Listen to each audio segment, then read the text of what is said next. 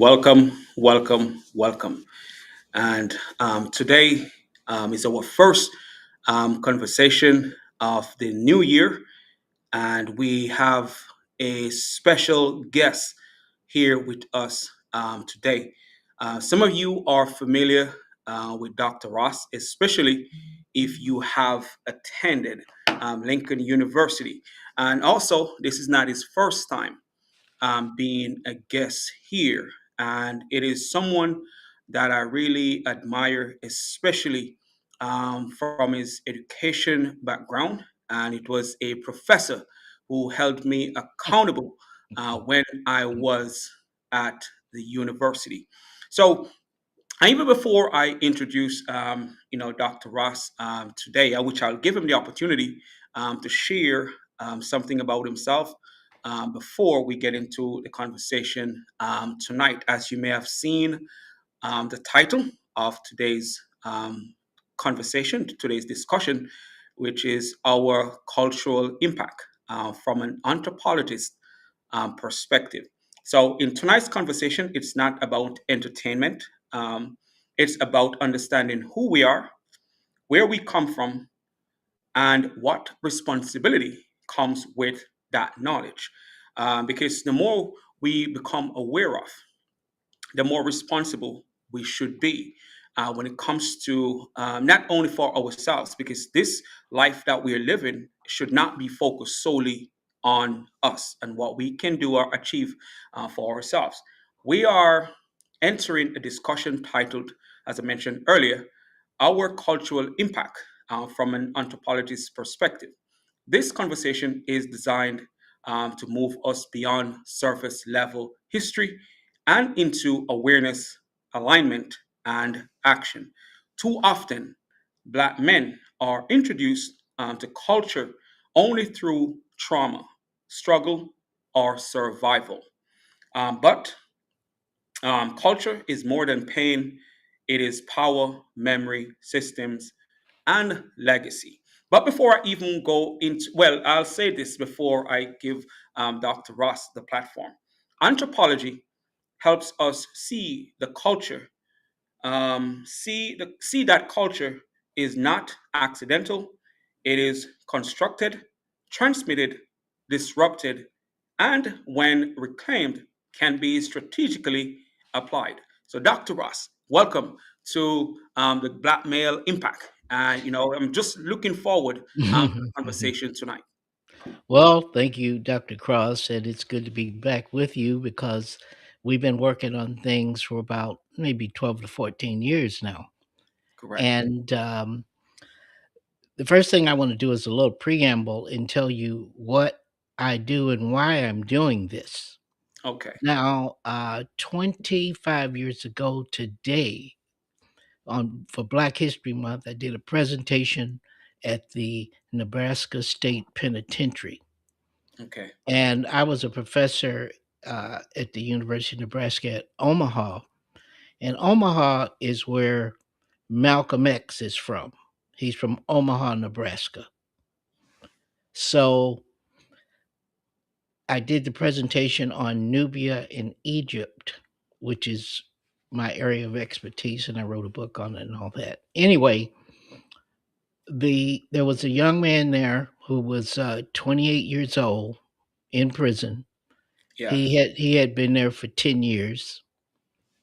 He was in excellent physical condition. He looked like Steph Curry with an afro, and he'd been in there for 10 years. He was not getting out anytime soon either. Oh, So wow. when I informed him about the origin of King Scorpion at Abydos at 3250 BC, it's in Egypt. This was discovered by Dr. Gunther Dreyer of the German Archaeological Institute in 1997, where you had the first tags of hieroglyphic writing at 3250 BC in Africa, and went on to do physical anthropology and talk about Australopithecus afarensis, which we'll talk about later, Okay. and DNA analysis and these kinds of things. And I told him about the chronologies of the pharaohs and and everything, which people don't really associate King Tut with Africa. They associate King Tut with Egypt. Oh wow. So there's a disconnect there. And the reason is that it was done by design by the Europeans to disconnect King Tut from Africa and put Africa in the Middle East. So about 10 years ago, the United States Department of State website has Egypt in the Middle East, not Africa. You Oh see, wow. that's the shell game that they've been playing to claim that Africa has no civilization. Although Egypt is in Africa and the pyramids are testifying against them. But if they own all the publishing, they own the universities, they own the governments, they own whatever they say, that's what it is. And I write and work for the people who have not had a voice, Okay. the voiceless. You see what I mean? So you Yes. have Yeah. to go in there and get it. Anyway, after the presentation, the young man came up to me with tears streaming down his face. Oh wow. He said, "Why didn't somebody teach me this when I was in school?"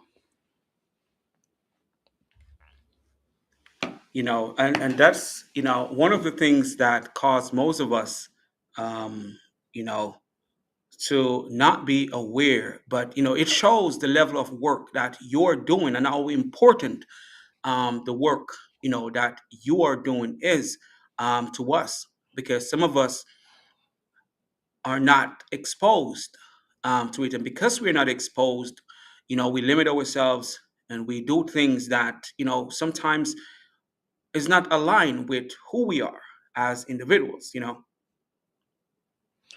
When I think about that moment and how many African Americans are in the prison industrial complex, Yeah. you just had to be there because there was another guy who had been in there for 45 years Wow.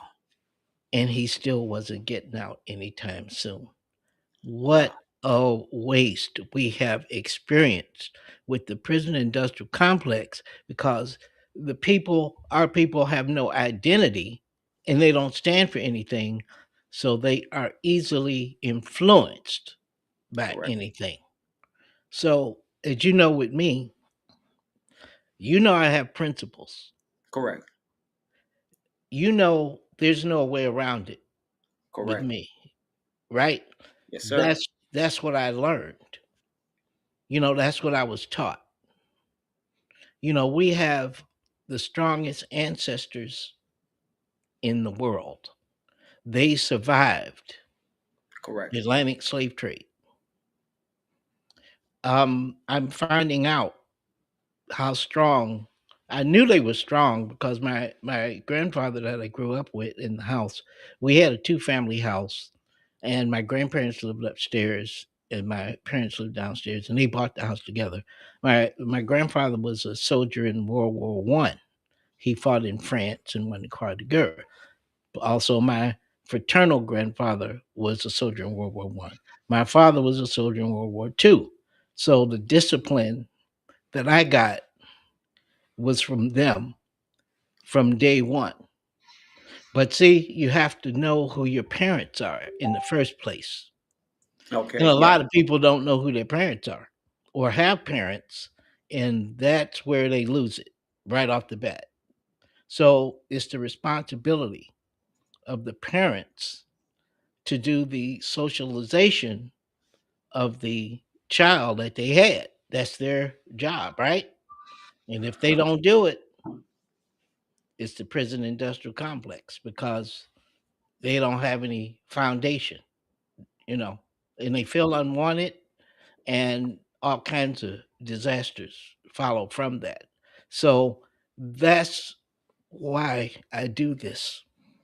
And it is really important. And as you talk about having the principles, and just you sharing your background, and you grew up in an environment and home, and how structured that was for you.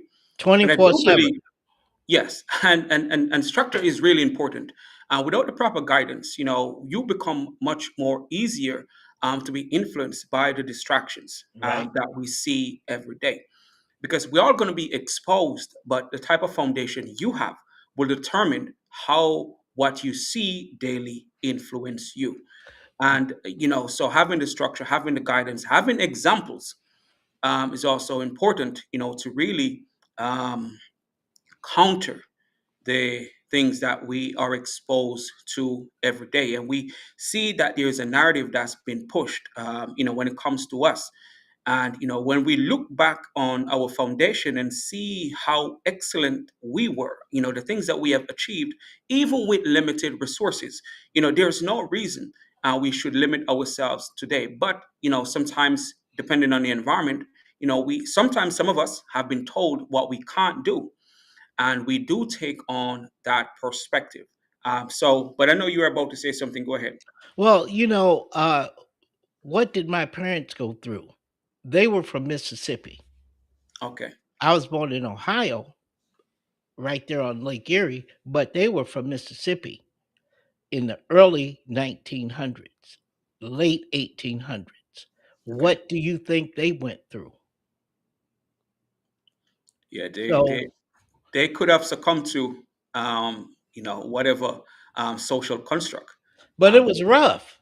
yeah, I mean, how rough can you get?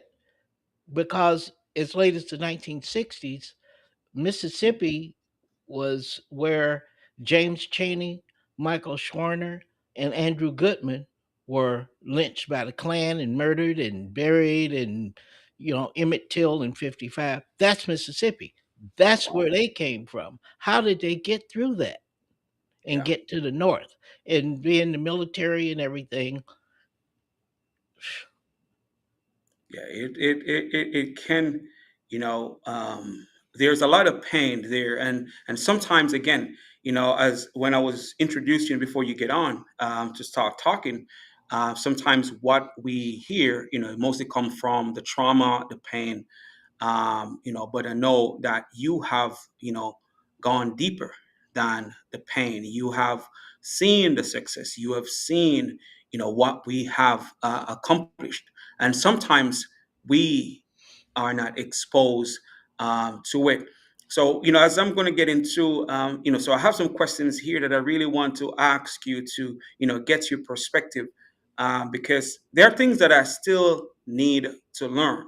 My focus wasn't on history.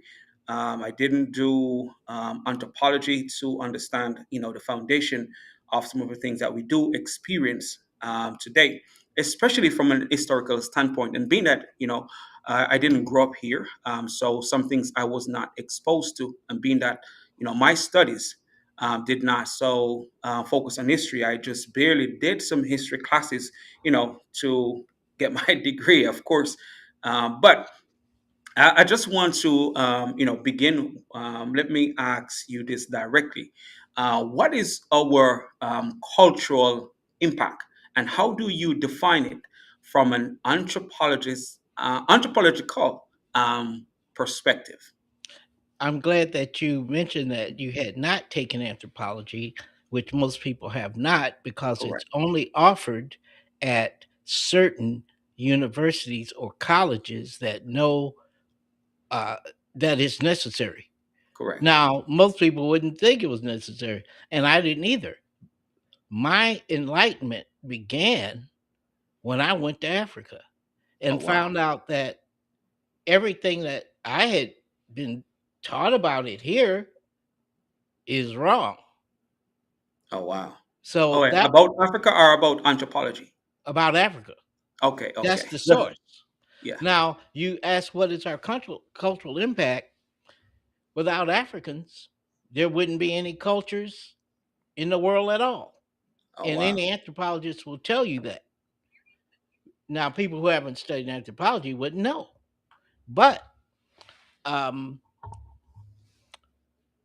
the only humans that were on the planet, say, or human ancestors that were on the planet, say 7 million years ago, were Sahelanthropus chadensis, Ororantugenensis.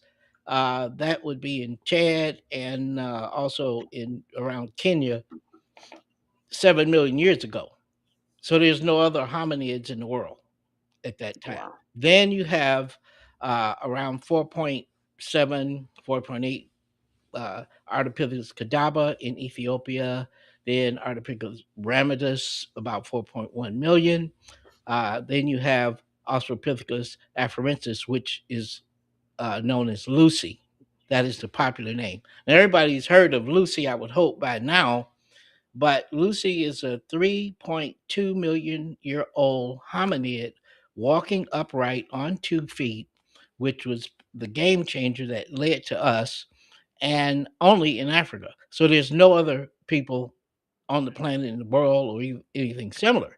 Well, by 2.5 million years ago, you have the genus Homo begins, which is the one that we're in. We're Homo sapiens sapiens, which means thinking man.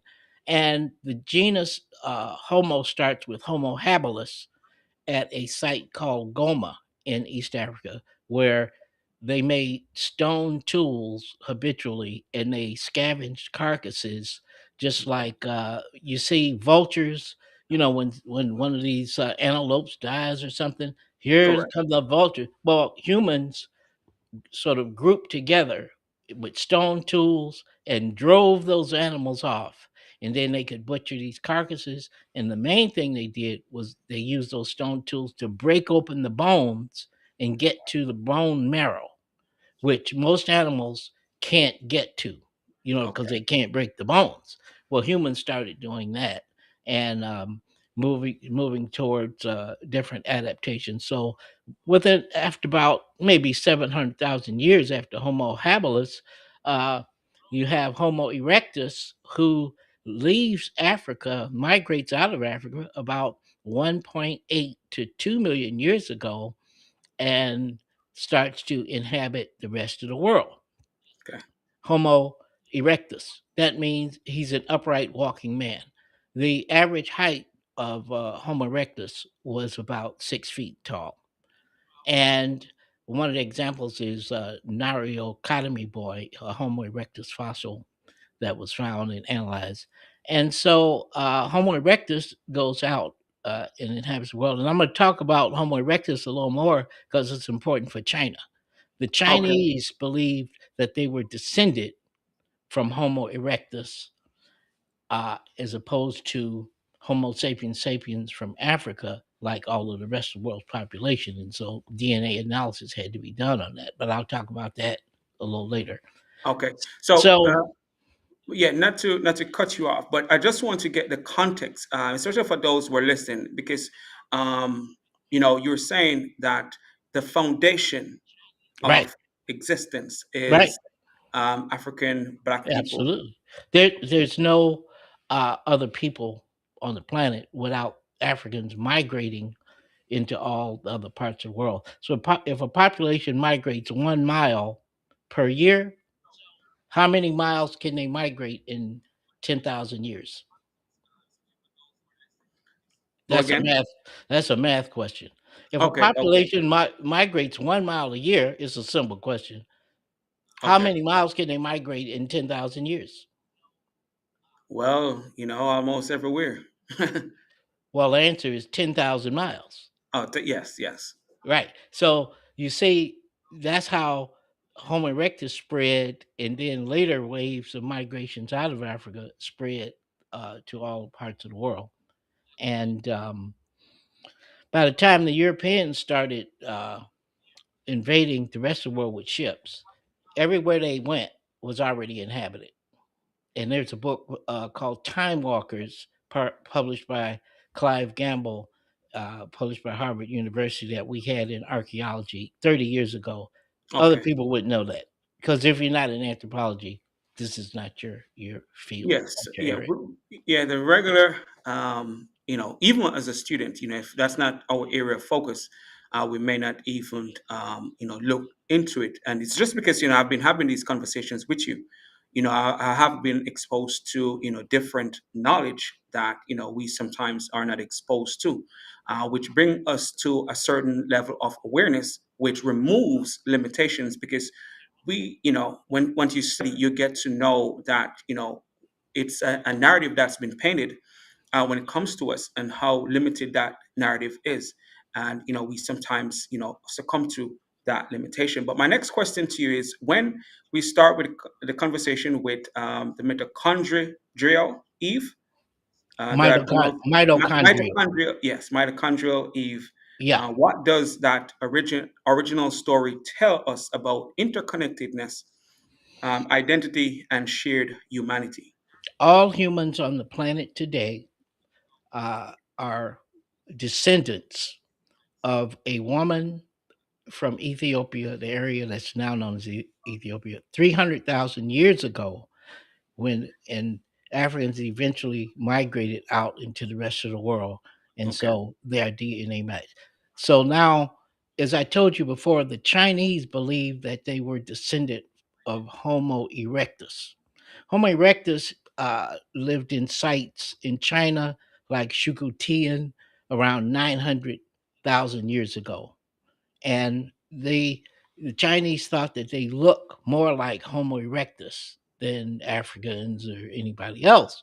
Okay. So um, I want everybody to grab a pen and a piece of paper if they can to write down a name that is going to be uh, a game changer for your understanding of humans. And this is the name is Dr. Shi Huang Haung. Dr. Hua. Wang. It's spelled Huand. Huang. Okay. Huand. Dr. Shi Huang. Okay, he is a Chinese uh, genealogist, Okay. and he thought, because see, all the people in China, 1.4 billion people, are taught that they are descended from Homo erectus. And this is what Chairman Mao Zedong, told people. They have statues of Homo erectus. This is our ancestor and everything. And so Dr. Wong thought the same thing because that's what he had been taught all his life. So then he collected DNA samples all over Asia, which is China, Thailand, Myanmar, uh, Vietnam, Korea, Japan, all these samples he collected to see if Asian people were descendant of Homo erectus. Okay. He was shocked by his findings when he found out that they have the same genetic markers Hmm. as the Africans that left, just like everybody else in the world. So Oh all wow. humans, whether they're European, Asian, African, they all have their DNA traces back to mitochondrial Eve in Ethiopia. And the research was done back in 1988 by Dr. Rebecca Kahn on uh, mitochondrial Eve. And so we knew this in anthropology wherever, but over in China, it's a communist regime over there. And so uh, information is mostly propaganda, Okay. just like it was in the Soviet Union, So people didn't have a choice on what they Got to could believe what they were believe. told.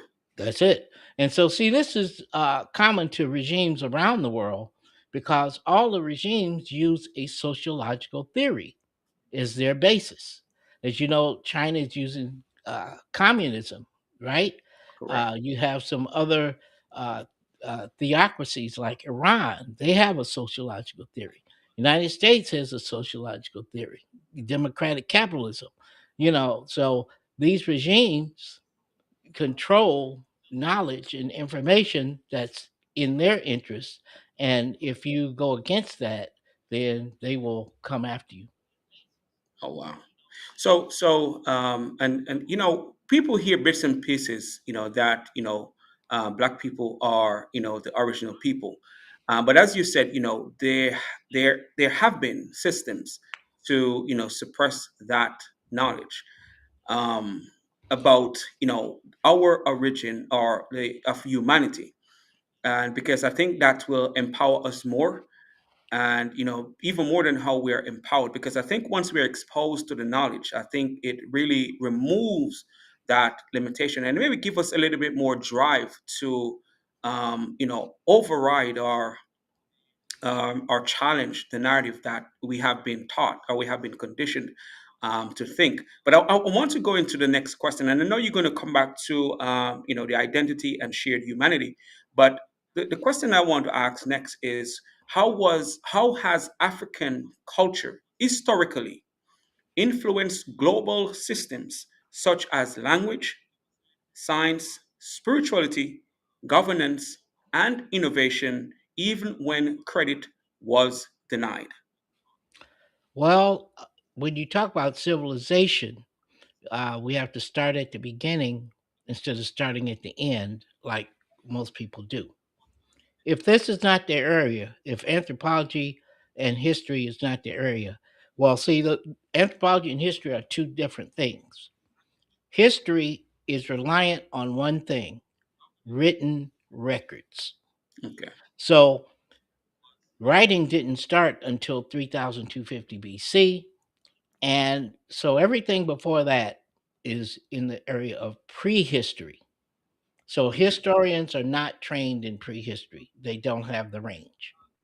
okay, Anthropologists are trained in what I call a full chronology, starting at 3.2 billion years ago with the Archean, the Proterozoic at 2.5 billion, the Cambrian at 570 million, the Ordovician, the Devonian, the Permian, the Silurian, the Jurassic, Triassic, Cretaceous, the Carboniferous, the Paleocene, the Eocene, the Miocene, 25 million, 5 million years ago. Most important area for us because that's where you have Dryopithecus, Shiva-Pithecus, Ramapithecus, Miocene apes, and then the Pliocene and Pleistocene and Holocene. The Holocene is 10,000 years ago. That's where agriculture takes off. So historians are, that's not the area. The only people that would have an area like that is the geologists, biologists, but outside of that, they would have no knowledge of that. So people start at the end instead of the beginning. Here in America, we were taught Columbus discovered America. correct. No matter where, what school you went to, okay, they don't mention the Viking invasion of the 10th century AD at the site of Lonzo Meadows in Canada. The Vikings were the first Europeans to invade. Um, the difference is they had no guns. So the Native American population was between 50 million and 100 million people. And that was in 1492. Of course, it might have been smaller before. And they ran the Vikings out by around 1015 AD. And the Vikings never came back. Now, the difference is when Columbus invaded, he had guns. That's the game changer for European genocide capitalism: guns. So Okay, indigenous people around the world, they didn't have any guns in 1492. The Europeans were able to take the entire world with genocide capitalism. And Columbus was never in America. He was only in the Caribbean. oh wow, He never made he couldn't have discovered America because he wasn't here. But he couldn't have discovered it because there were already people here. 500, yeah, 50 to 100 million people here already, and they'd been here for about 23,000 years. Oh wow. But that's not the knowledge that we have been taught We didn't in take that. school. And I No. wouldn't have known that had not become an anthropologist. You see what I mean? Yeah. So this is the paradox. And I wouldn't have become an anthropologist because when I applied at Case Western Reserve University, I had to meet with this admissions counselor. And Case Western Reserve had a 2% African American population and a 15% acceptance rate. Okay. So the admissions counselor told me, quote, "We don't know if you belong here because we don't want black students failing out here at Case Western Reserve University," end quote. Yeah. I I was think yeah, no, I that was think they pretty just wanted. straightforward. Yeah, I think they just want to tell them that we're not really accepting any black student. That was pretty straightforward. Correct. Now, the thing is, I had a mentor by the name of Dr. Stephen Macklip, who was a physicist on the faculty there, and I told Okay. him what she had said. And I was transferring in from the Ohio School of Broadcast Technique, and I had a 4.0. Okay. So he went over to the dean's office and he told me what he did. He stormed in the dean's office, Dean Dr. Richard Zadanis, and told him, "This is the kind of student you need to be looking for." Correct. And about 3 days later, the mission counselor called me and said, I think you can be accepted. But see, they weren't going to even let me walk on that campus to study anything. They already had a preconceived notion. And it was just because of my skin color Correct. that she said what she said. I'll never forget that. That's emblazoned. So what I did was I took 18 credit hours. I was on the varsity tennis team, men's team. I was hired to coach on the women's team. I became the pianist for the Case Western Reserve University Jazz Ensemble and um, triple majored in anthropology, history, and international studies. My first semester, I made the dean's honors list with a 3.63 GPA, and they have the list on the wall over there in the dean's office, and everybody sees it. My fraternity brothers saw it and everything, and I was inducted into the Case Reserve um, athletic club, stuff like that. Yeah, And she was silent for the next 4 years. and Never said a word. and with that proof, well, it shows your ability, to do the work. But as you said, sometimes as black people we are judged, the preconceived notion about what they think we can do. So I just want to ask you this question, although this question was not on my list of questions to ask. But if there are young people watching, or even adults, who may be in environments where they have been limitations, or people may think that they're going to fail or do less than they're capable of, what advice would you give to someone maybe in an hostile environment who, before they even start, they have been looked at as someone who will not do as well as they are even capable of doing? The first thing I say is start at the beginning. Take it from where it is. No matter what you're in, what you don't have, you know, take it from the beginning. If you failed in high school, start over. Start from the beginning because you'll be better because you have some knowledge of it, but never let anybody in your class know more than you do about that topic. The That means secret, go ahead, Go Doc. ahead. No, no, no. As you say, no, don't let anyone know more than you. That means you got to dedicate yourself.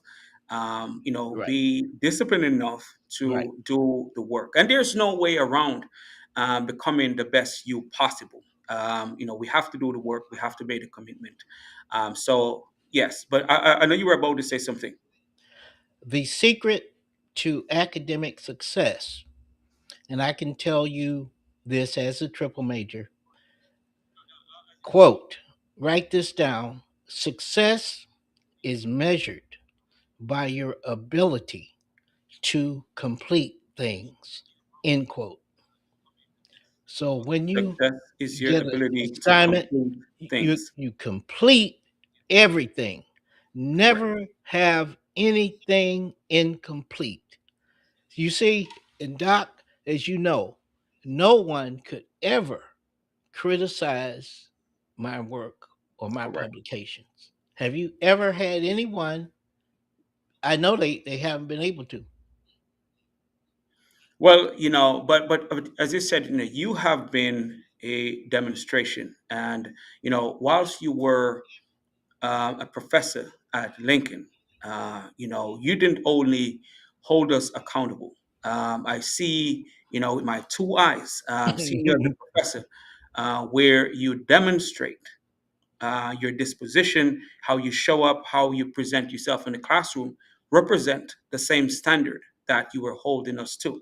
And I think, that is really, especially for us as men, black men, we need to, set a standard and, hold ourselves to that standard, especially when we are in environments where we are entrusted to be examples for others. But I want to, I know we can go into that as for Well, the rest of Doc, the team. let me give them the blue chip secret for success in academics. Go ahead. Write this down, ladies and gentlemen. You can never be tested on anything that you haven't already been given. End Correct. quote. So they're going to have a test. So people have test anxieties. Oh, whoa, no. They can't test you on anything you haven't already been given. The only problem is, what did you do with it? They give you a textbook, they give you a syllabus, they give you readings or whatever.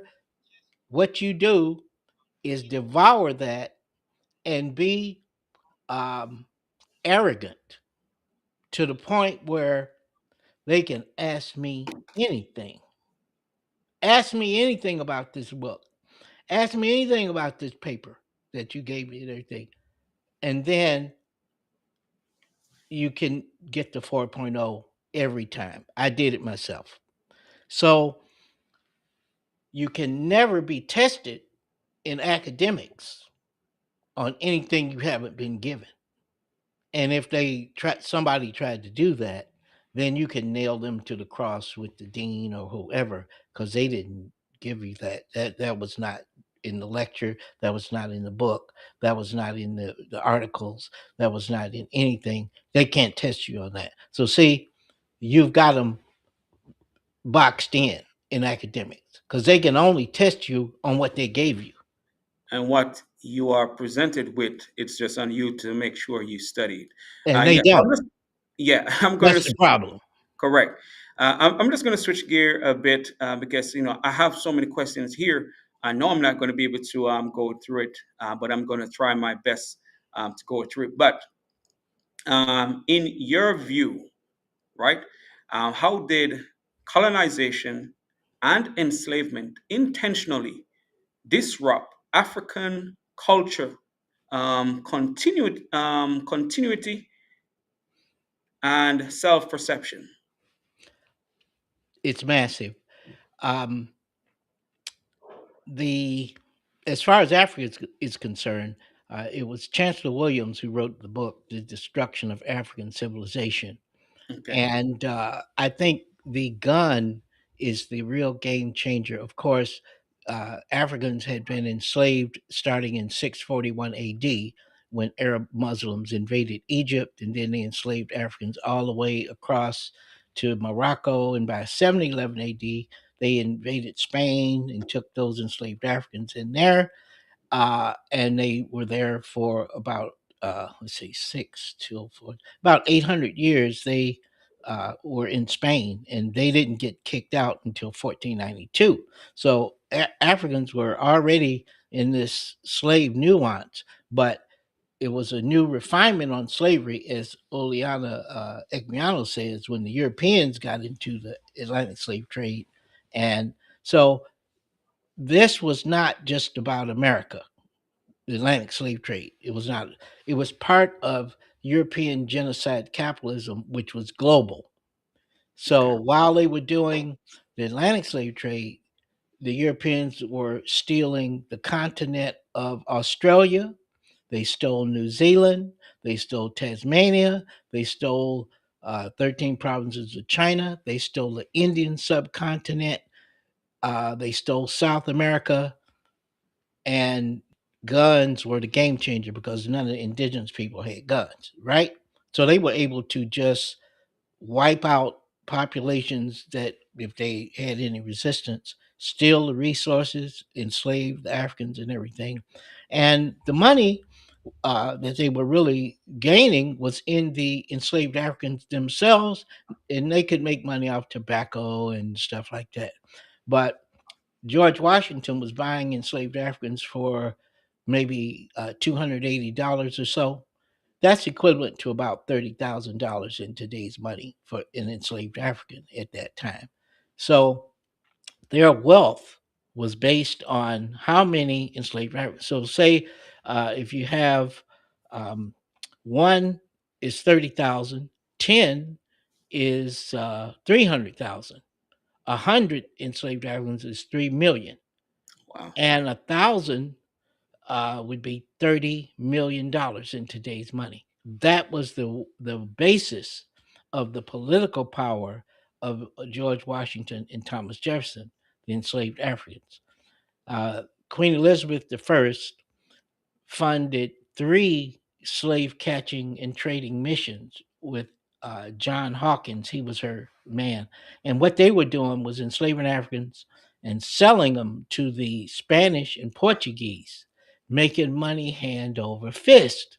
Wow. But the third mission, the Spaniards hijacked the the British because they wanted to have a monopoly on the Atlantic slave trade, and that was the end of Queen Elizabeth's trade. But her successor, King James II, around 1650 or so, he founded the Royal African Slave Company, and then they continued the slave trade because they had defeated the Spanish with the Spanish Armada during the Elizabethan era.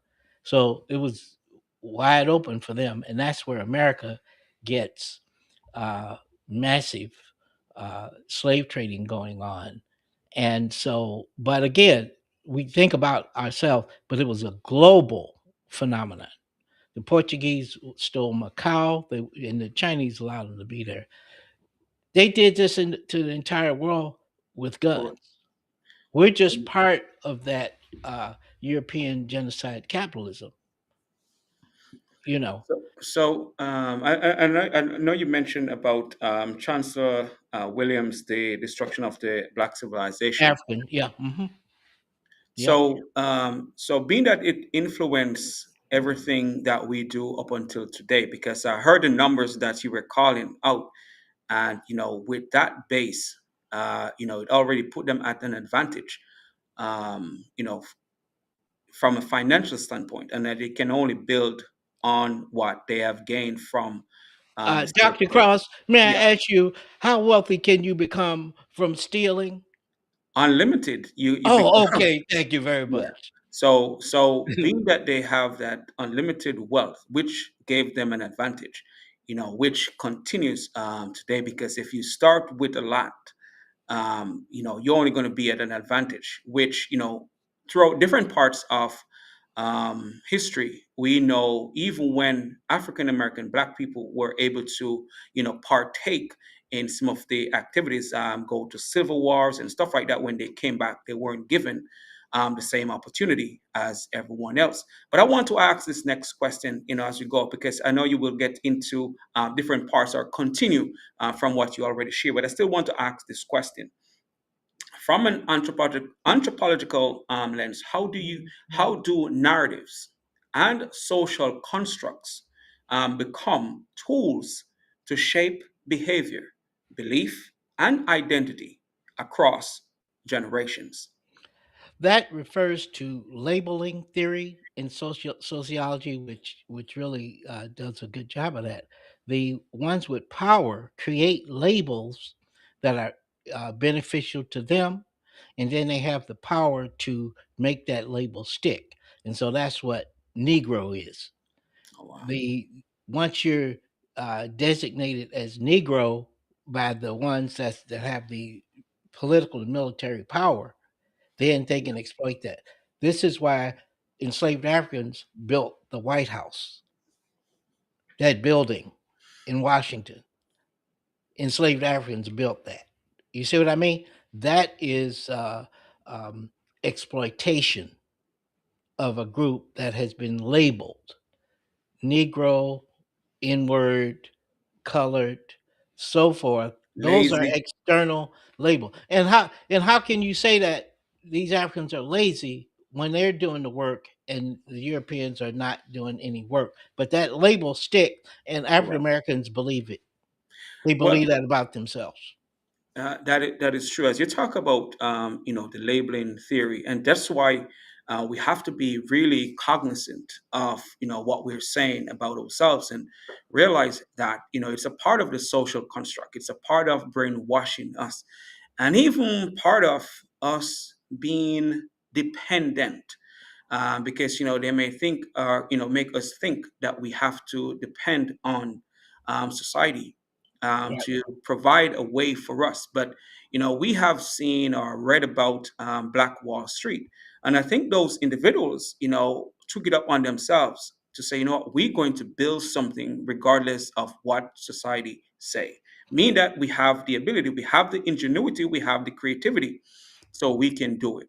And that is what Du Bois pointed out, something that's problematic about that, because he and Booker T. Washington had a debate where Booker T. Washington was an accommodationist, and he said blacks need to get a trade, stay in the South, rebuild it, and you don't need political science, you don't need civil rights, you don't need all this equality stuff. That's what Booker T. Washington and white Americans like Andrew Carnegie, the steel magnate, loved it, and they gave him money for Tuskegee Institute and everything.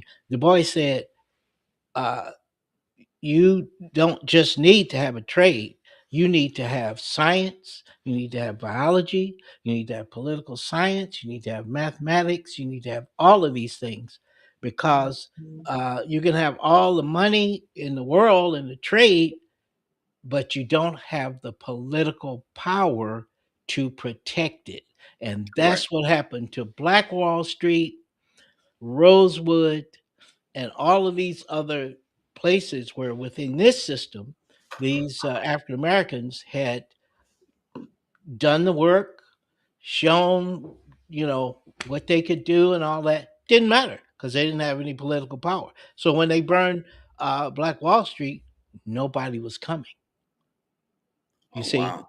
And So that's a great perspective, and I didn't even look at it from that perspective. And again, we heard what happened, but we weren't knowledgeable of why the comeback wasn't as strong, or even just standing up against the oppression, mhm. or the resistance. But you said Well, it well, right. see, Doc, the oppression is eternal, Correct. because the first deal you make is the best deal you make, because every other deal you make is based on the first deal you make. And the first deal that America made with Africans is slavery Wow. forever. That is what this is, because you can't change history. Okay. Now, history is a dimension in which no one can participate once it's history. Okay? So we know what our history is and all that, but guess what? You can't participate in history once it's history. So these idiots that are doing Civil War reenactments, those are serious idiots, because they weren't there. It has nothing to do with them. Why would you want to reenact 700,000 people being murdered? The pictures are gruesome. Why would you want to do that? So, but they can't participate in history. So neither can we. So then, my question to you and everyone is, how long will you remain a prisoner of history? Oh, wow. You see? Because you only have the present, and tomorrow's not promised. So you may not have a future, but you might. But if you fail to prepare, you are prepared to fail.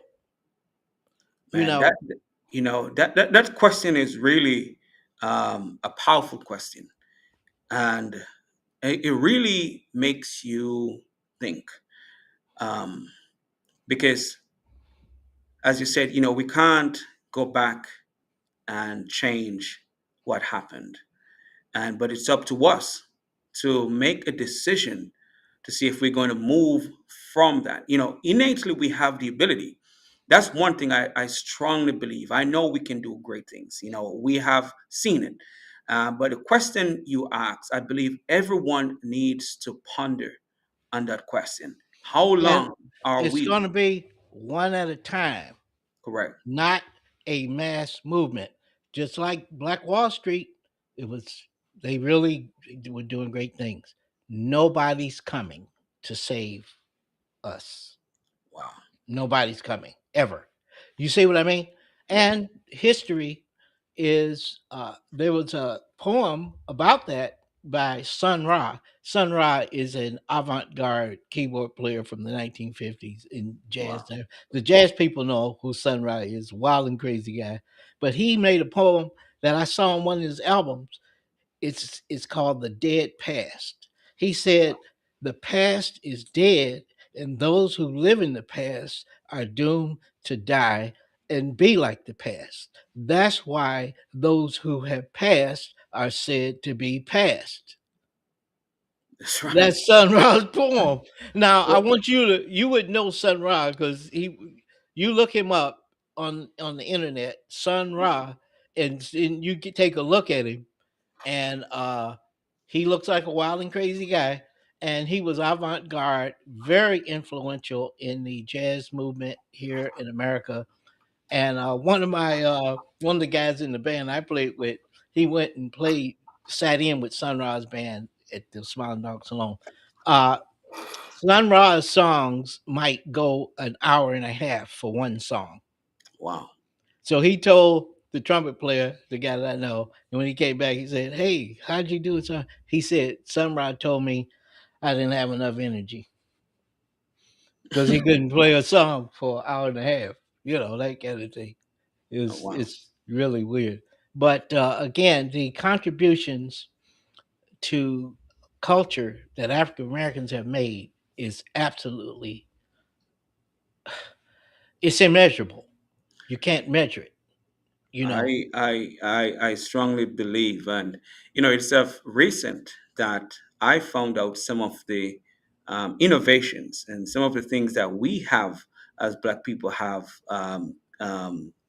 bring to life, have innovate, all those things. And it's when I became an adult, so you can just imagine, knowing these things that we may be seeing when I was much younger, but didn't even know that they were created by us as Black people. And that will give you a different perspective of self. It give you a different perspective of what is possible. But I think some of those information is possible. Not possible, but some of the information have been hidden purposefully. But also, I think we have to take it on ourselves to make sure we teach what we know. We Doc, can't wait.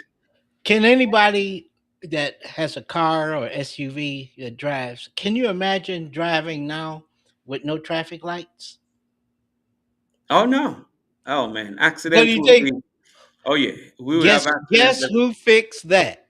A guy named Garrett Morgan, my correct. friend in Columbia. I mean in Cleveland, Leroy Wallace. His girlfriend was named Corinne. She was his daughter. She was Garrett Morgan's daughter, and I got to meet her, and she was fun, and she has a beautiful daughter as well. Anyway, Garrett Morgan invented the traffic light and also the gas mask. Correct. You Oh yeah, talk man. about an African American inventor. Did he solve the world's problems or what?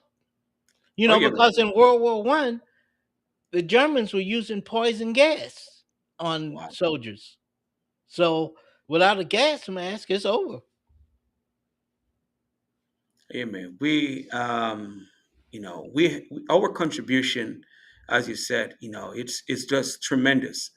Um, there's no measurement, as you said, we can put to our contribution to humanity.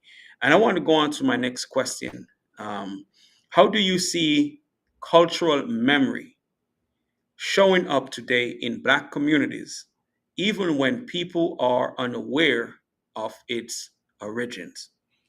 We have It's acknowledged now that African Americans have generational trauma. Okay. We suffer from generational trauma.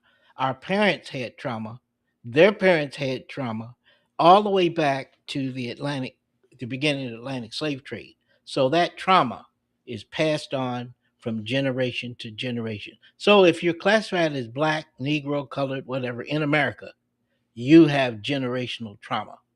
Okay. So it's endemic.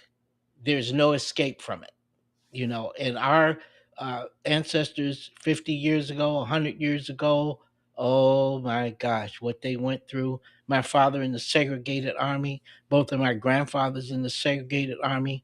How were they treated? I mean, this is just, but that's what it is, generational trauma.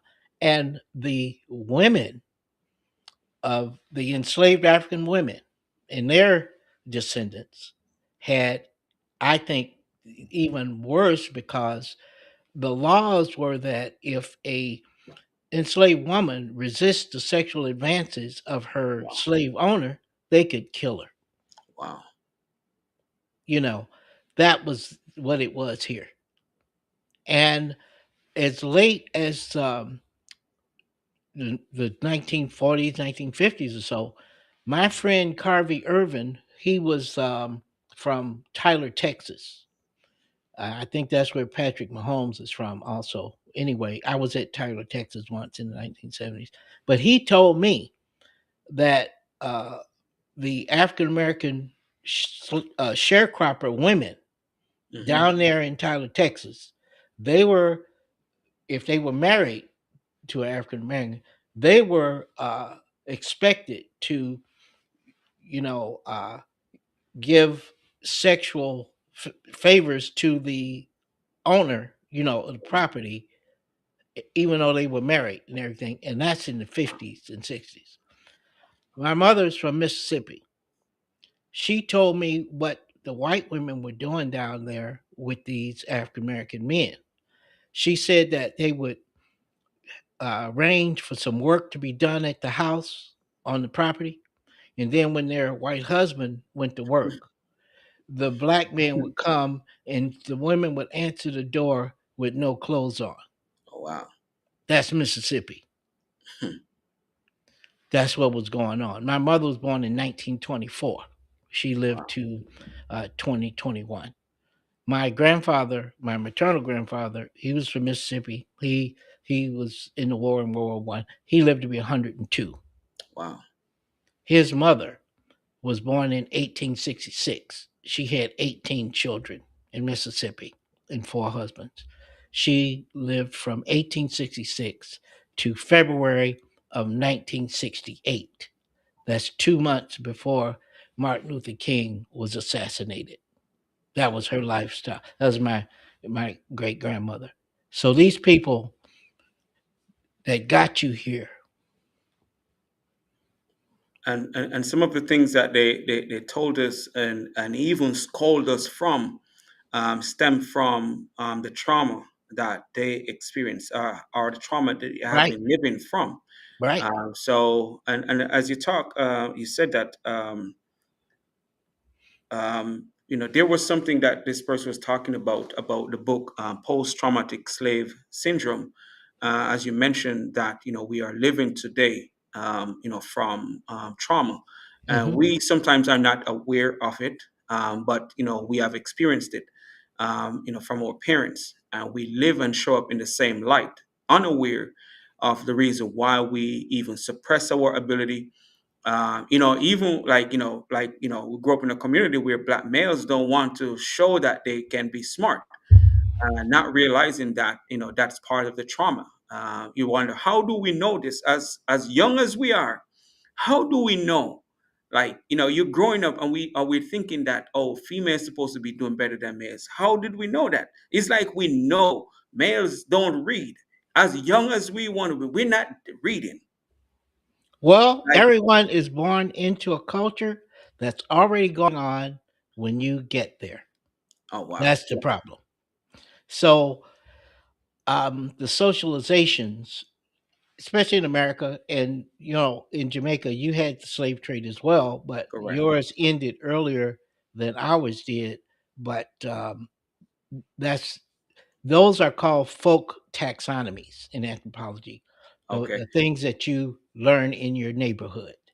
It's mainly pure ignorance because the people that taught you that, that's what they were taught. And the ones before that were taught. And so when you've got a place where it was illegal for a Negro to learn to read and write, it was against the law, uh, then you have generational ignorance, academic ignorance, not because the people, but they were denied this. We're the only people in America. So I want people to never compare African Americans with any other culture or population in the world because we are the only population that came here to America by force. okay, Everybody else is here by choice. We're the wow, only ones that's here by force. And wow. so that created a permanent socioeconomic underclass. And you see racism exploding here and there. Everyone, it's just a flashpoint here, because that's what it is. The first deal you make is the best deal you make because every other deal you make is based on the first deal you make. So in America, the first deal it made was slavery. Oh, That was the economy so the lens that they continue to look from still see black people as less than. forever. It's Wow. eternal. If you're thinking that the European genocide capitalists are going to give something back or acknowledge, oh, we were bad for enslaving all you people and murdering and raping and everything, you're a serious idiot waiting for something like that. It'll never happen. I think if it was going to happen, it maybe would have happened already. So, which Yeah, leads to yeah. this question, because I think some reprogramming may need to take place. What role does reprogramming play in reclaiming cultural power that was historically suppressed or distorted? Knowledge is power. So whoever said that was a genius Okay. because ignorance takes you in the wrong direction. And I have to admit for myself, uh, my ignorance before I went to Africa. And when I went to Africa, I discovered that color skin color has no meaning in the culture. You're either Hausa, Igbo, Yoruba, Fulani. Those are the identities, and color has nothing to do with it. This is something that was imposed on us by the European genocide capitalists. Uh, so our identity that we've had all this time is on my birth certificate. I think it says Negro or colored or something like Oh that. wow. That's a label that somebody else applied, and so we have been indoctrinated to that label. And with the labeling, the one that did the labeling has to have the political and economic and social power to make that label stick. Oh And wow. so that's what they've done, you know, Yeah. um, and it's global, you know. So you can Yeah. go, I've gone all over the world, and all of the racism from here, it's over there. I experienced it in Denmark. Oh wow. I experienced it in Paris. I was over in Paris in 1998, walking down the street. It was a Sunday, beautiful day. It was a side street. I was going to find this jazz club to do some research on it. And the street was beautiful. And so I was on the left side of the street. I'm walking down the street.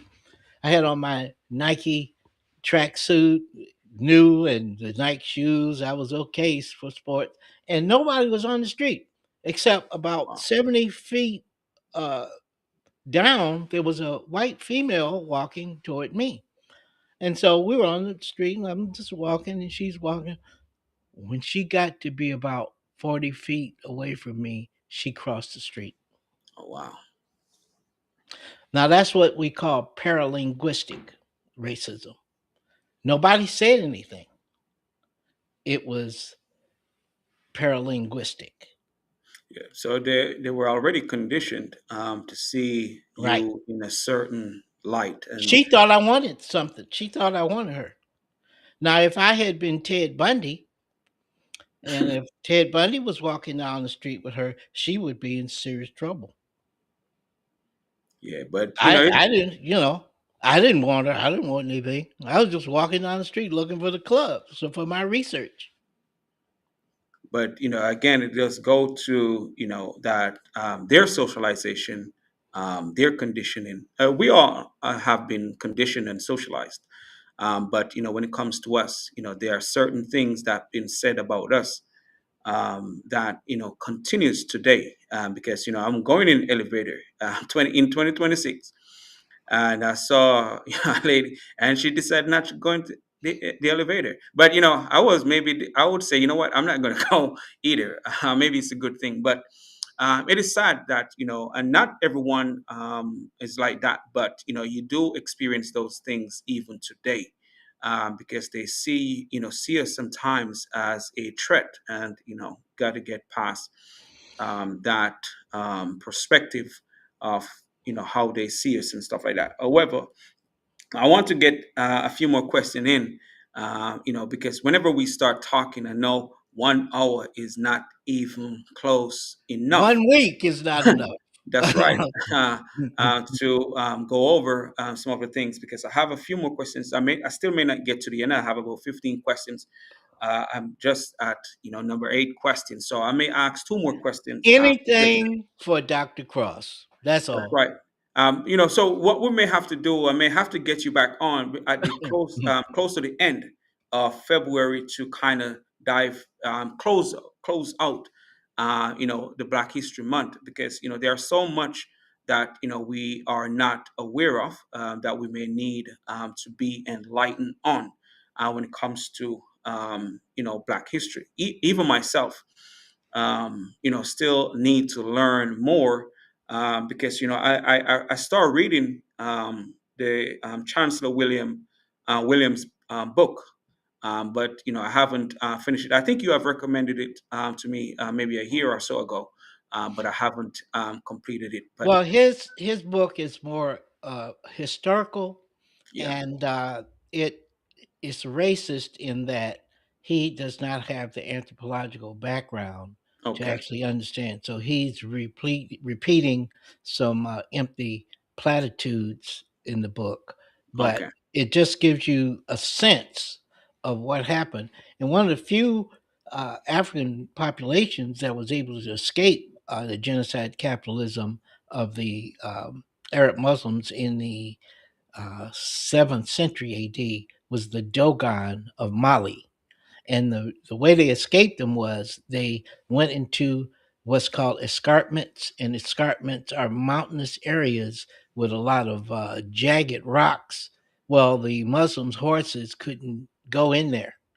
So the Dogon of Mali, if you want to see some African, indigenous African culture, that's one of the few. okay. So, and I know you've mentioned some of the things that we have done, despite the challenges that we experienced. So, from your perspective, how has Black culture remained innovative and resilient despite systemic attempts to erase or marginalize it? How we remain resilient and innovative despite the challenges that we experience?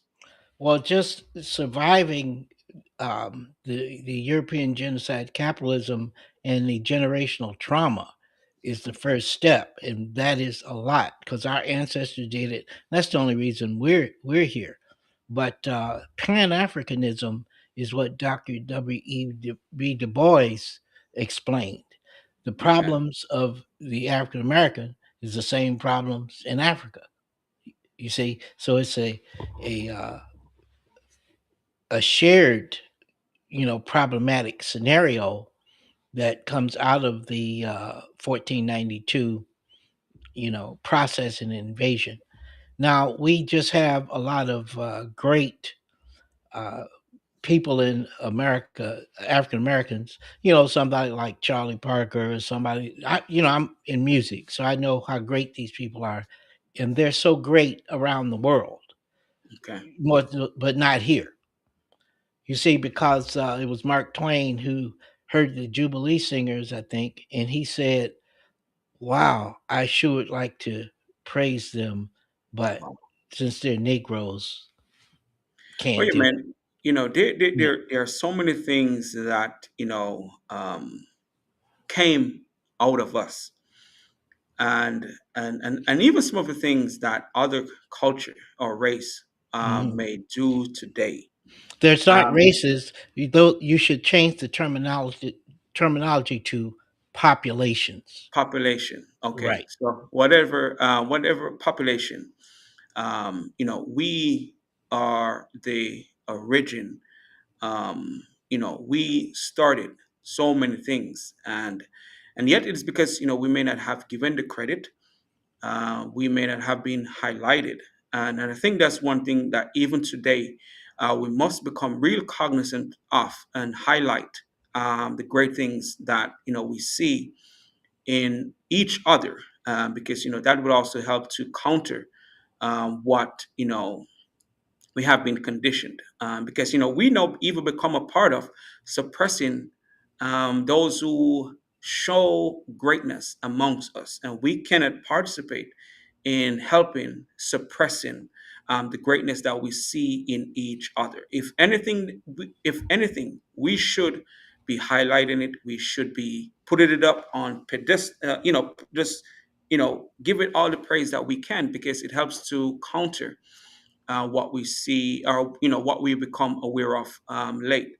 So I'm going to ask this question next. I'm going to ask one final question, because I want you to say Let something me directly. let me interject something Yeah, there about recognition.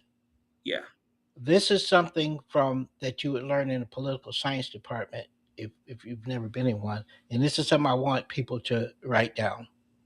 Quote, all politics is motivated by self interest. End quote. So remember that whenever you're hearing people say something for or against you or whatever, they're operating in what they think is their self interest. So trying to get recognition from somebody who thinks it's not in their self interest to recognize you, you're wasting your time. You see, so the recognition is not coming. Nobody's coming. You're on your own, um, one at a time. Everybody takes responsibility for themselves. That's all you got because you cannot participate in history. Whatever the history was, whatever where you land in it. Say if you're George W. Bush, who was the son of George H.W. Bush, that's where he landed. That was his father. And he became president and all that. But that's where he landed. Mhm. So that is a crapshoot. You never know what it's going to be. So again, it's one at a time. Everybody is responsible for themselves. You got your degrees. That's just you. Correct. You have to do that. I got mine. That's just me. It wasn't anybody else. You see what I mean? That's the way you have to do it in this particular system because they have shown mass movements will be defeated to make sure that the Negro never rises to civil equality in America. Wow. They have demonstrated that in every possible way. but from studying sociology, right, I realized that as humans, we are the most valuable asset in the country. And if a human, if as individuals, we cannot contribute to our optimum, um, then the country is not going to advance to its or perform at its Okay, optimum. Doc, But I you. understand what you're saying. I just want to say that though. Well, I don't know if you should say that because you're talking about uh, we as a country, and that's not how you're seen I, here. well, I know that's not, That's not how I'm seen here. yeah, yeah, You know, um, we essentially have no country.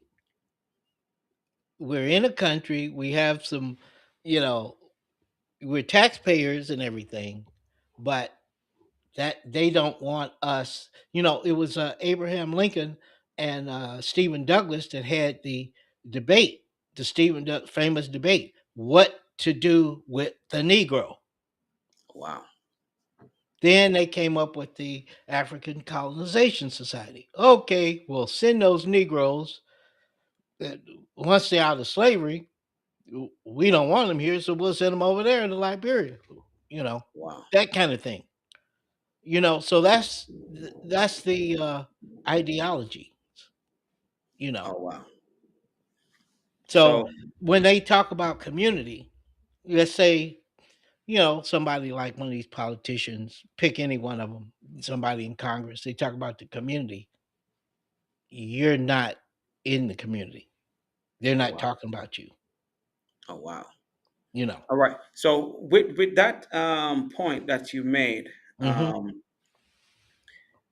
so how can understanding our cultural impact, despite how we may be perceived, but how can understand our cultural impact help shift Black men from survival thinking to legacy thinking?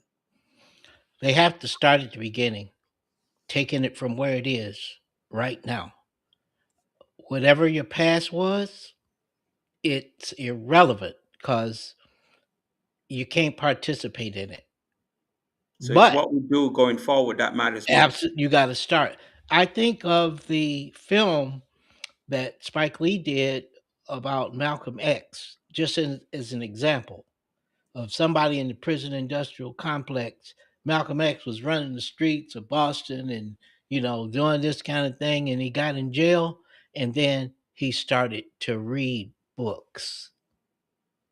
It was a game changer. Then he went to Africa and the Middle East and became enlightened. You see what I mean? Yeah. Taking it from where it is. He was in bad shape already just by being labeled Negro in America, and he was subject to anything. He didn't stand for anything. He thought he was nothing because that's the way he had been treated. Not only him, all the externalities in America. Let's say that's a microeconomic term, but let's just say for once you walk out of your door, that's externalities. What is the condition of that? You see what I mean?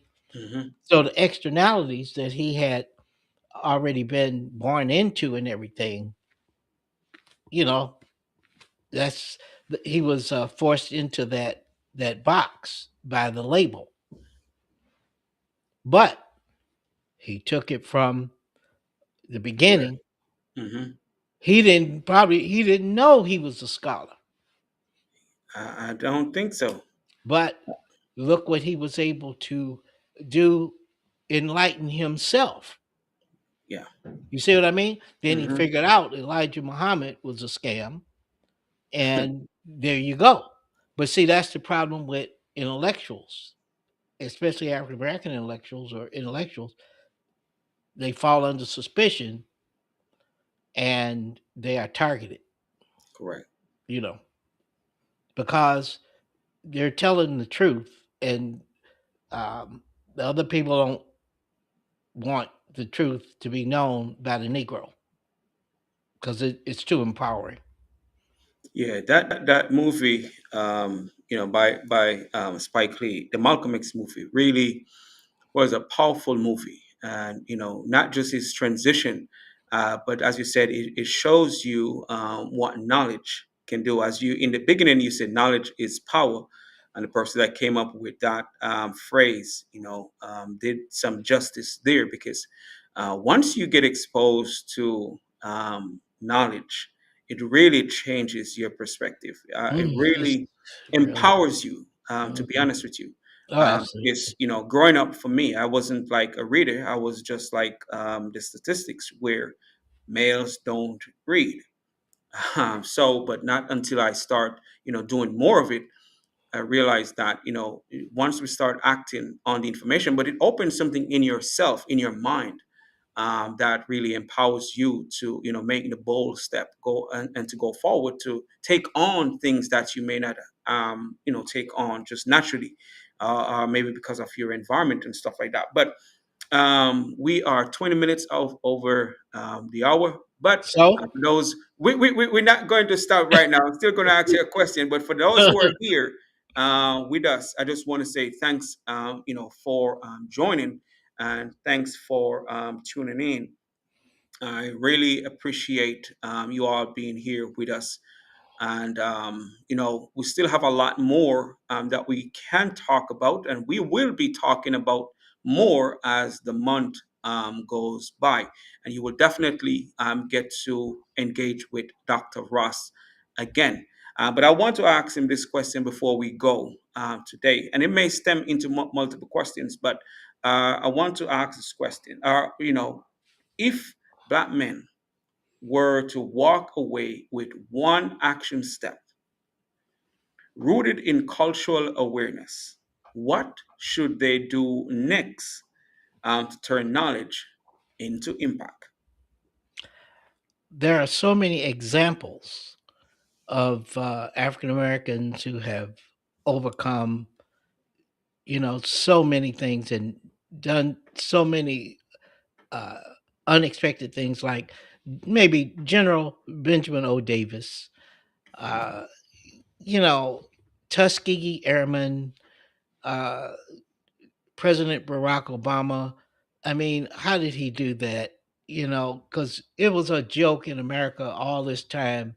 You can't be, if you're black, you can't be president. I mean, that was a standing joke. Yeah, And I remember when Jesse Jackson was running in 1988, you know, it was really, and Alan Keyes, and, it was just, so being able to do the impossible is possible, correct. and it's one at a time. You just decide. When I came back from Africa, I decided, I planned what I was going to be. Nothing else mattered.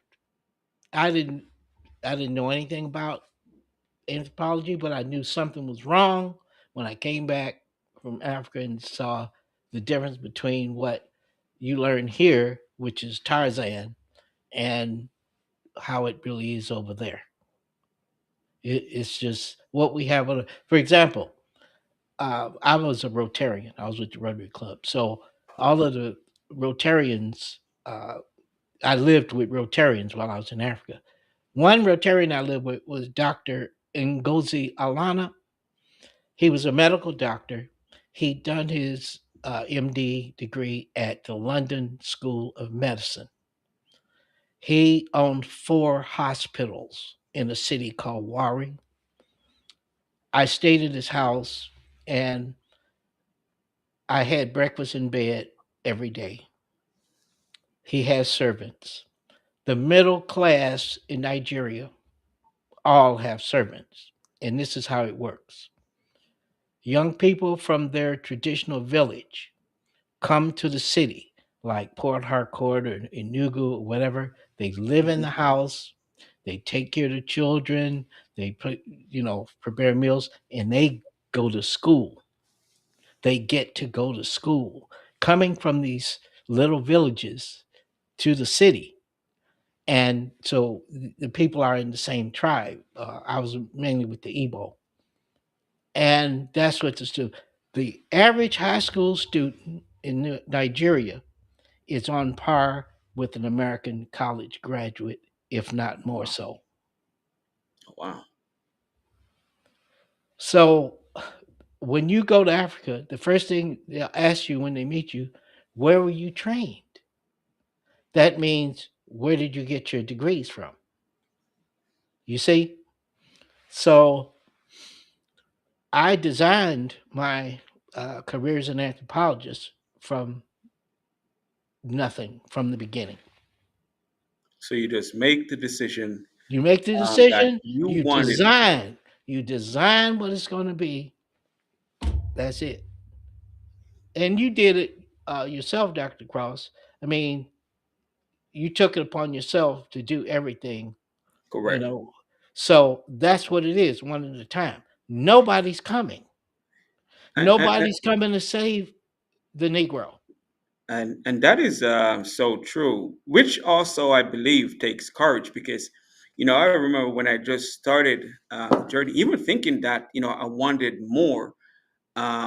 Even some of my peers, like, man, you can't do this. How are you going to do it? At first I didn't even know how it was going to happen, you know, but I knew that it needs to happen. And opportunities start to present itself. And although my path is different from most people, because yes, I went to college, which I wasn't even qualified to go to college, but I went the police officer route, and from there, I got here, and Hmm. then things just started to change. Hmm. So it's as you said, we have to take those steps, and those steps sometimes takes courage to overcome the limitations that's been placed on us. And some of us, accept the limitations. But I have come to the realization, not today, but then, that innately, we have the ability. So I'm glad that you say, Doc, yes, just go think ahead. about how improbable it is that you met me in the first place. Oh Out of yeah. all It, these millions, it's just and it, the same thing happened for me. How did I meet these great professors that I met? In the process, I never would have, known. but So you have to take the first step. correct. And I must say this too, before we end the conversation today, which I've said it to you, but not publicly. When I started my college journey at Lincoln University in Jefferson City, one of the professors, I was told not to take because of the difficulty and the standard that he set for his our students, was Dr. Ross, which is right here. But the first time I took your class, I realized that was a class. Well, you were one of the professors that I needed to take from the get go when I just started my academic journey, because there were things in me that I was not, really, I wasn't challenging myself to the point that I should. But because of your standard, because of your expectations of your students, because we couldn't even come to class just anyhow. And that really stuck with me from then until now, because the expectation that you had of me, and even to the point after I almost completed my master's degree, you said, even though I didn't believe in that moment that I should go on to do my doctoral degree, I was like, man, I don't think this is. I didn't even know that I had master's degree ability, but you said it in the process, getting closer to the end, that I should, think about it, and eventually it took a couple of years before I got into, but that seed was planted, and I What eventually, are the chances of that?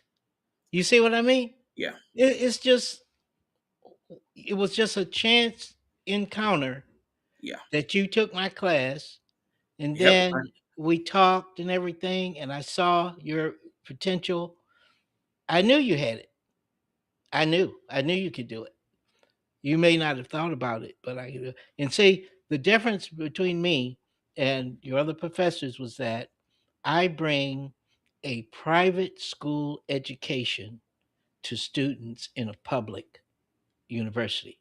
Case Western Reserve University, where I did my bachelor's degrees in anthropology, history, and international study. Currently, the tuition for undergraduates is $60,000 a year. A Wow. 4 year degree for an undergraduate is $240,000. That's for a bachelor's. Wow. That's the kind of place it is. And guess what? It's worth it. It's the education that you get. I can't even explain how good it is, but you experienced part of it, from me teaching you in the class and everything. You only took one class, but that was the game changer, right? Oh yeah, but that was the undergrad. As soon as I get in, I had to take more classes for the grad program. But I glad that I took that initial class in my last year in undergrad. Which maybe it was what really helped me to make the decision to study sociology, because at first I wanted to study counseling. But so I glad I took that class. So I eventually switched to sociology, which really gave me a lot of perspective. Because first, I used to think that it was a cognitive issue we have, in our community, especially as Black men. Mhm. Then I realized it was more of our socialization, Right. how our environments are, that Mhm. really caused us to underperform. Mhm. So it wasn't no psychological issue that we have. So that first class really, put me in a path, and then it led me to eventually do the masters in sociology. But those who are here with us, I just want to say again, thank you. And I will let you say something before we eventually close out today. But as we close this conversation, I want to be clear. Awareness without action is incomplete. So the goal is not to just become aware of what we are capable of, what we have done, but to take action on what we now know. You may not have received all the answers here or all the pointers to move forward, but wherever you hear or become aware of what we are capable of, it's not just to become aware. We must take action. Tonight was not about collecting information, it was about reclaiming responsibility. Culture is not something we visit when it's convenient, it is something we carry, model, and pass forward. We are responsible to move the needle forward. Not who is going to do it, us, you, me, as an individual. The black male impact exists to shift narratives, but more importantly, to shift behavior, mindset, and outcomes. That means what you learn tonight must show up in how you lead, how you mentor, how you educate, and how you show up in your community. Dr. Ross, before I say the last few things that I want to say, anything else you want to say before I finish sharing with the listeners? When I say take it from where it is, the first thing to do is decide what you want to do. Now, it may not be what anybody else wants to do. It doesn't have to be, because a lot of times we only do what other people recommend or what other people say we could do. What Go deep inside and decide, what do I want to do? What is my ideal? Because you only get one life. Correct. And if you're not doing what you want to do with it, I think it might be a waste. But you can do whatever you decide to do. And there's too many examples, like Dr. Ronald McNair. You all heard of the McNair program. He Hmm. was a laser physicist at MIT. That's what he wanted to do. Now, I think he was from the South. Now, who's from North Carolina, South Carolina? African Americans say, "Hey, I want to be a laser physicist," and that's the people in the neighborhood. And they say, "What are you talking about? Why would you want to do that?" It doesn't matter. You Correct. do whatever you want to do. And these universities will help you do that, just like they did Dr. Cross and myself. Correct. I couldn't just say I want to be an anthropologist, I had to spend 9.5 years becoming an anthropologist, getting bachelor's degrees, master's degrees, doctorate degree, doing field work. I did my field work in Denmark, France, Holland. Um, so it's it's whatever you want to do. You decide, and that's what you do because there's a structure in America where you can do that. Correct. Whatever it is you decide you want to do. You can do it if you're willing to put in the Absolutely. work. You Harvard can do it. University now has free tuition Wow. for African American students. Also, I think Yale has something, NYU has something. Doors are opening that were never open before, So, possibilities that were never there. But you have to do it. And so the thing to get rid of first is fear. yeah, Don't be afraid. Don't be afraid to fail. Try. You know what I mean? But always think about the ancestors and what they went through. correct. So, what is your excuse? Is my question. We have no excuse because of what our ancestors went through. And like I say, my parents and grandparents in Mississippi, you can't get any rougher than that. I went to Mississippi in 1961. That was before the Freedom Riders and all that stuff, I think. The conditions that people were in were so horrible, in my opinion, coming from Ohio. I've never gone back to Mississippi, and I'll never, ever set foot in Mississippi again under any circumstances because it's what went on there is pure evil. Oh, wow. So, and one experience also determines some of the things that we do. As it goes back to the trauma too, because you may would have even encouraged someone not to. All right. But I just want to say, Dr. Ross, thank you. Thank you. For, Let me give you a toast, Doctor Cross. I have a toast. that's right. I didn't Toast to even. Black History Month.